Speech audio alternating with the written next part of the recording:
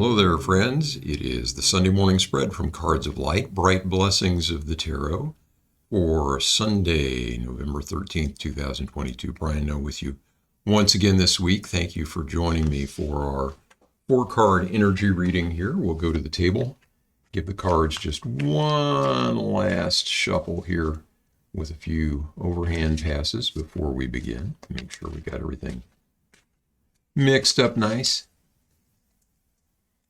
And take just a moment to breathe and get our minds still, as always, before we begin.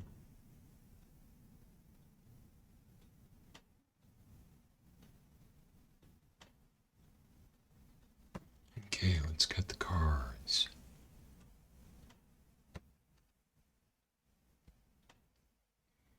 We're looking at the 4 dimensions of life. In the spiritual dimension, we have the 7 of Swords. The social emotional dimension, we have the 5 of Wands.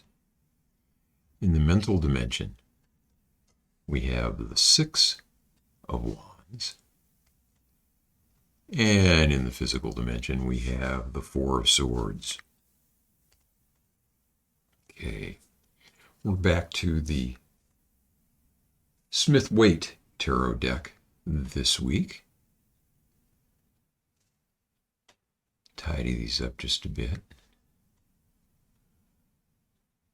So all pip cards this week, 2 from the suit of Swords and 2 from the suit of Wands. And we got 4, 5, 6, 7 going on. Interesting. Very interesting that. Okay. Let's take these one at a time. So in the physical dimension, which is the dimension of our lives having to do with our bodies, our finances, physical environment, those sorts of things, physical health, we have the 4 of Swords. It's time to get some rest here. This is the card of repose. Swords, the suit of the mind. 4s, the cards of stability and calm. And, we see the Knight here, in repose, perhaps on the eve of a battle. It's time to get some rest, time to get some deep rest. If you've been burning the candle at both ends, been meeting yourself coming and going, frantic, cannot get a break and can't even sleep at night because your mind is going over all of the things that you need to get done. Look, you can't keep up that pace. Get some rest. And I would recommend starting with naps, maybe a long walk and then a nap, but also a meditation. And we've talked about this many, many times on these videos, the benefits of particularly silent mantra meditation, or what is called self-transcendent meditation. You sit quietly, you breathe, you focus on a mantra, repeating it silently in your mind, eyes closed, body relaxed. Do that for 20 minutes every morning before you jump into the fray. And it is amazing the way after a fairly short time, that will drain the accumulated stress out of your system. It will literally clear out the cortisol, that even a good night's sleep, 20 minutes of meditation gets rid of more of that from your system than a full night's sleep does. Very, very restful. I'll have a link with the video here on some resources to get started with that. But whatever you do, life is short. Get some rest. Okay. 5 of Wands over here in the social and emotional dimension of our lives. And we see the characters here. It seems to be a play fight. It seems to not be, they're not swinging at each other's heads and out for blood. But there's some contention and some competition going on here at least. Fives are the cards of change, and wands the cards of the spirit, the cards of desire. And so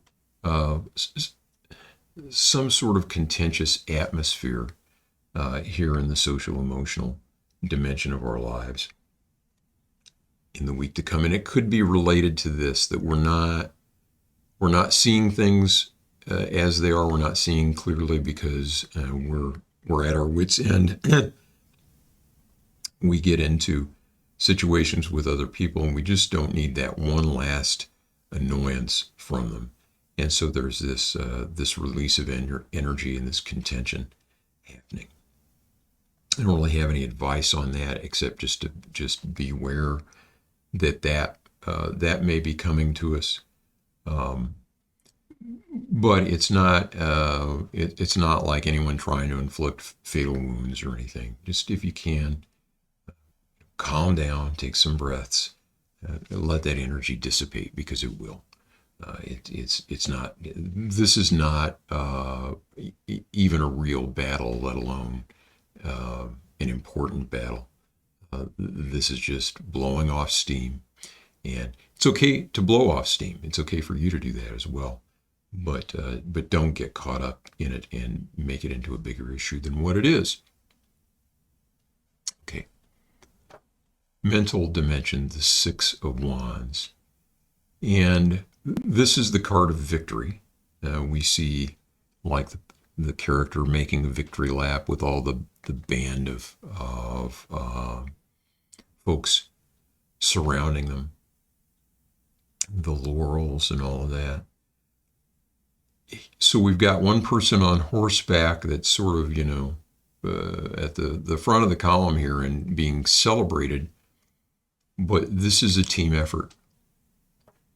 Got these other people here too, and they're rallying behind this person. So this person is obviously the leader, but they did not achieve this win by themselves, coming as it does in the mental dimension of our lives. I would say lean on some help from others, and particularly people that you trust, people that you've already bonded with. They will be very helpful this week in getting our minds in the right place, and maybe helpful with this as well. Helpful with keeping things in perspective and with getting calm, getting some rest. So if the question arises, hey, how do I deal with this? I'm too busy to rest. How do I deal with this, with all this flurry and this contention? Get to a trusted advisor or two. Maybe get together with a couple of your oldest friends, and not so much just for the sake of enjoying the relationship, but actually look for counsel there. Look for some guidance that you can deliberately consider, think about, coming as it does here in the mental dimension. That is what this card is saying to me. You need to get some good advice from some people and take it under advisement. Okay, then our final card for this week, the Seven of Swords here in the spiritual dimension. And I always think of this card as being about deception, somebody pulling a fast one. Swords tend to be trouble anyway, and the more swords, the more trouble. We've got this character who's looking back here, trying to make off with these swords, it looks like. This could be self-deception as well, and coming as this does here up in this quadrant of the spiritual dimension of our lives. I think that's what it's about. It is about how easy it is to deceive ourselves and how damaging that can be to us when we do that, when we're not looking at things clearly, when we the stories that we tell ourselves over and over and over that limit our peace of mind, that limit our performance, that limit our ability to connect with others, limit our ability to connect with the things that are of deepest value in life. I can't get a beam on what the specifics are here, but there's some kind of self-deception going on.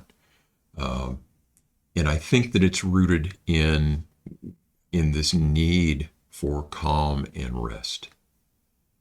We're getting caught up in all kinds of activity, but we're not getting anywhere. We're just digging ourselves in deeper every day. And until we resolve that, we're not going to be able to deal with this stuff. We're not going to be able to see clearly. We're not going to be able to see ourselves clearly in our position in the world. So overall, I would say don't get caught up in the flurry of activity here. This is misdirected energy. Get some good advice and get some rest, and not just, I'm going to take a break here, but some real rest. Take a few days off work or something if you have to. Get out of town. And, if you don't meditate, start meditating. This is something that we really all should be taught in school from a very young age. The world would be better. We would all be better.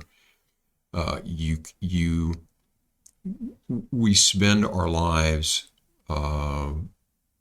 dealing with the effects instead of getting to the root of the matter and what's going on. And that root is all of the gunk that we collect from the time that we're born, that obscures the truth of who we are, that obscures the beauty and the passion and the power that is within us. We have to nourish all of that, and we have to clear off the gunk. You can't, if you see a plant that is withering, you see leaves that are dying and falling off, you can't just shine those leaves up and paste them back on the plant. You have to water the plant. You have to nourish at the roots. And that's what meditation does for us. I would just, I know there's a danger in saying, hey, this is a panacea, but it should be a basic, just like brushing our teeth, just like taking a shower. Daily meditation is something that we all ought to be doing. Again, I'll link to some more information if you're interested in that. And if you're not, okay, I wish you peace anyway. I hope that your week goes well and that you get some rest if you need it. I should be back on Thursday for our 3-card Thursday, so be looking for that to pop up. Again, a reminder about our beginning tarot class from 7 to 9 p.m. at Rubber Rose Books in downtown Kankakee on December 2nd. It's a Friday evening. I think we'll have a lot of fun that night. Leave comments here if you'd like, or pop on out to the weblog at brightblessingstarot.com when you get a chance. And we'll see you on Thursday. Thanks for joining me this morning.